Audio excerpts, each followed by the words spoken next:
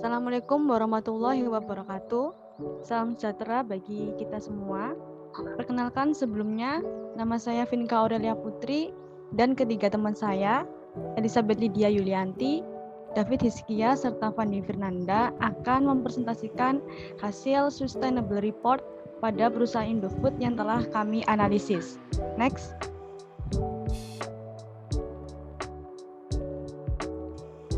Yang pertama, kami akan membahas mengenai profil perusahaan. Next. PT Indofood merupakan salah satu perusahaan besar di Indonesia, di mana produk-produknya sudah menjajah seluruh rumah-rumah penduduk negeri ini. Bahkan, salah satu produknya merupakan produk yang sering dicari masyarakat luar negeri. Dalam PT Indofood ini terdapat berbagai divisi yang memiliki job desk-nya masing-masing. Di antaranya divisi noodles atau divisi mie instan, divisi dairy atau divisi olahan susu, divisi makanan ringan, divisi penyedap makanan seperti bumbu dapur, divisi nutrisi dan makanan khusus seperti susu ibu hamil, divisi minuman. Next. Kemudian produk dari PT Indofood. Next. Pada divisi mie instan, PT Indofood memproduksi berbagai jenis mie instan, mulai dari Indomie, Supermie, Popmie, dan lain sebagainya yang nantinya akan dipasarkan baik di dalam maupun di luar negeri. Next. Kemudian divisi dairy yaitu memproduksi berbagai macam produk susu, mulai dari susu kental manis, susu cair, susu bubuk, dan susu UHT. Next. Kemudian divisi makanan ringan yaitu divisi yang memproduksi berbagai macam mulai dari tradisional hingga modern seperti keripik kentang, singkong, tempe dengan berbagai macam varian rasa. Produk selanjutnya yaitu divisi penyedap makanan, memproduksi beragam produk mulai dari bumbu dapur, rasa makanan, saus, kecap, hingga sirup.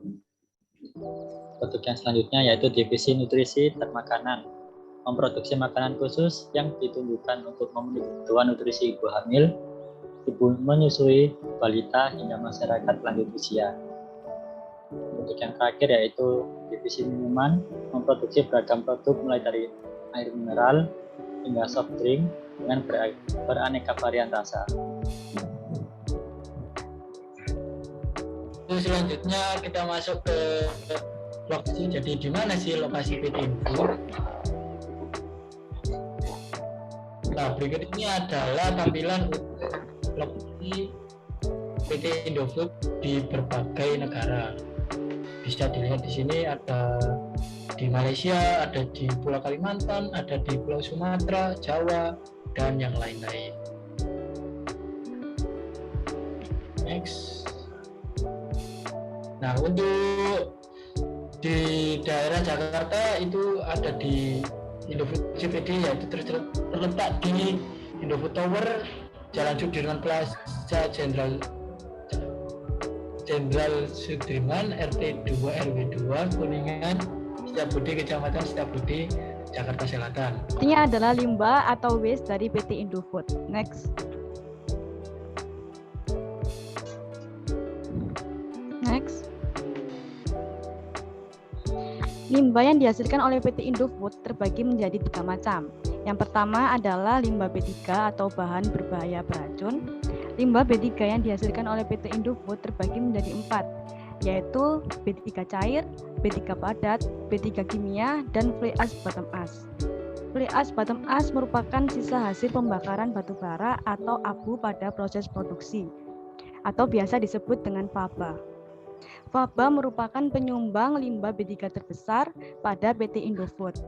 Upaya yang dilakukan perusahaan Indofood adalah dengan mengurangi penggunaan batu bara, sehingga secara tidak langsung limbah fly ash bottom ash juga akan berkurang. Tercatat bahwa terdapat penurunan limbah mulai dari tahun 2018 hingga 2021, yang awalnya 24,77 ton produk menjadi 19,19 ton. Next.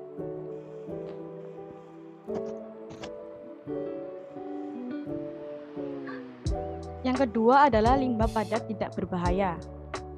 Terdapat dua tipe pada limbah tersebut. Yang pertama adalah limbah organik yang nantinya akan didaur ulang menjadi pakan ternak. Kemudian limbah karton atau kardus yang nantinya akan didaur ulang oleh pihak ketiga.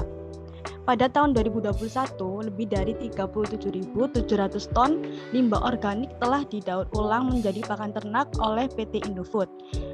Dan juga untuk lebih dari 25.800 ton kardus juga telah diolah oleh pihak ketiga atau pabrik remanufacturing. Next.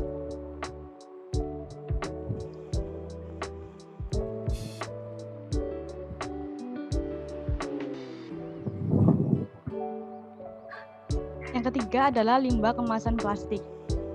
Upaya yang dilakukan oleh perusahaan Indofood untuk mengatasi limbah tersebut adalah dengan membuat program bank sampah berbasis masyarakat, membuat program Green Wamindo, dan mengikuti program kolaboratif melalui PRICE dan iPro. Pada tahun 2021, lebih dari 11.800 ton limbah plastik telah diolah oleh PT Indofood dengan rincian 76% diolah dan didistribusikan ke pengepul sampah, kemudian diserahkan ke pabrik remanufacturing untuk didaur ulang, sedangkan 24%-nya didaur ulang secara internal di PT Indofood sendiri. Next. Yang selanjutnya yaitu kegiatan sustainability. Kegiatan sustainability pada bagian ekonomi aspek yaitu yang pertama menghasilkan produk yang ramah lingkungan dengan menggunakan bahan baku yang berkelanjutan dan telah terverifikasi oleh Forest Stewardship Council.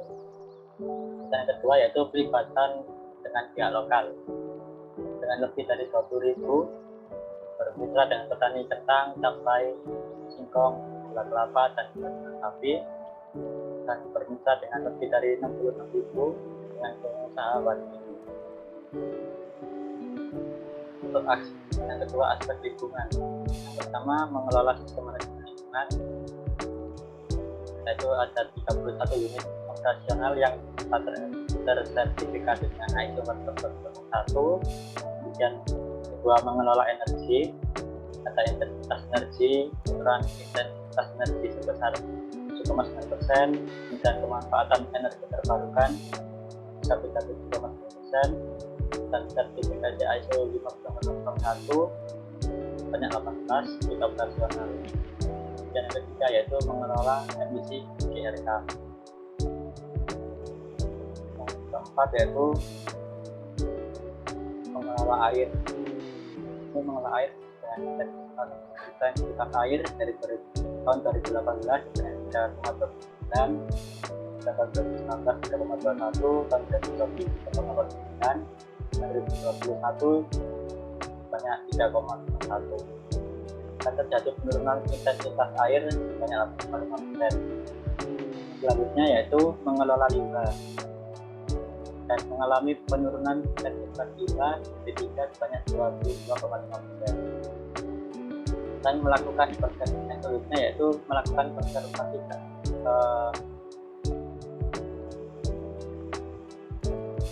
keanekaragaman hayati, yaitu lebih dari 186.500 tanaman pohon. Pohon yang telah ditanam itu melalui berbagai program penanaman sejak tahun 2016. Kemudian untuk aspek sosial, yang pertama kegiatannya menghadirkan produk secara bertanggung jawab, yaitu keamanan pangannya sudah teraman dengan 100%, kemudian setelah meraih sertifikat halal 100%, dan yang ketiga mengedukasi konsumen, yaitu sejak tahun 2009 telah memberikan layanan edukasi gizi melalui program layanan gizi Indofood bagi balita dan bagi ibu hamil dan menyusui. Selanjutnya sumber daya manusia, yaitu praktik ketenaga kerjaan. Dan yang kedua yaitu keselamatan dan kesehatan kerja dan masyarakat, pos pelayanan terpadu atau posyandu, dan Indofood Riset Nugraha atau IRN. Masuk ke dampak terhadap lingkungan dan perusahaan. Next. Jadi untuk PT Indofood dari kegiatan yang disebutkan oleh saudara David tadi, untuk dampaknya terhadap lingkungan, yaitu perusahaan memastikan keamanan operasional melalui mitigasi terhadap lingkungan, yaitu pengontrolan pemeriksaan mesin boiler dan mesin diesel secara berkala. Nah, berikut ini adalah tampilan data yang didapatkan dari PT Indofood. Bahwasanya dari data ini kita mengetahui bahwa kalau dari emisi udara dari mesin pembakar boiler itu tidak melebihi batas limit. Begitu pula dengan emisi udara dari mesin pembakar diesel. Next. Lalu untuk selanjutnya yaitu sejak tahun 2014 perusahaan PT Indofood menerapkan ISO 5001 yaitu sistem manajemen energi yang menjadi panduan pelaksanaan efisiensi energi serta berkontribusi terhadap penurunan emisi GRK, penggunaan air limbah. Dan PT Indofood berupaya mempercepat pelaksanaan ISO 5001 ENMS di seluruh unit operasional hingga tahun 2021. 18 unit operasional telah terverifikasi di PT Indofood, termasuk 10 unit operasional yang mengkonsumsi energi yang lebih dari 6.000 TO per tahun. Next. Lalu untuk dampak di perusahaan dari kegiatan yaitu yang pertama adalah mengurangi impor komoditas kentang industri, baik kentang segar maupun kentang bibit melalui program ICBN yang dimulai pada tahun 2013. Yang kedua yaitu defisit dairy Indofood bekerjasama dengan lebih dari 15.000 peternak sapi dari 16 koperasi dan 5 mitra peternak besar sebagai bagian dari strategi nasional. Lalu yang ketiga, membuat program Warmindo yang merupakan program mie instan yang bertujuan untuk mengembangkan bisnis Warmindo, yaitu Warmindo ini adalah singkatan dari warung Indomie. Lalu yang terakhir adalah membuat program sapi bergulir, dan di mana dari program ini membantu meningkatkan kepemilikan sapi bagi para peternak dan menambah jumlah sapi perah. Next.